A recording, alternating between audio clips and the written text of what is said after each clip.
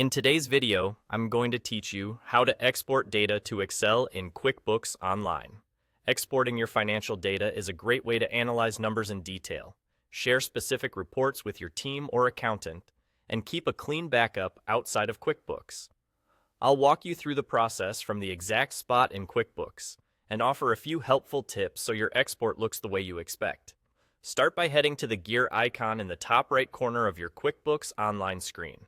That opens the Settings menu. From there, choose Export Data. If you don't see this option, you may need higher user permissions, so check with your admin or verify your role. Once you're on the Export Data page, you'll see options to customize what you send to Excel. First, set your date range.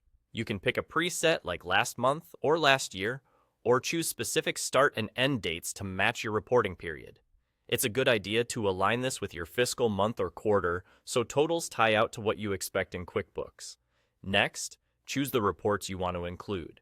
Common choices are the General Ledger, which lists every transaction posting to your accounts, the Profit and Loss, summarizing income and expenses, the Balance Sheet, showing assets, liabilities, and equity, the Trial Balance, which is helpful for checking account balances at a glance, and the Journal, which lays out entries in chronological order.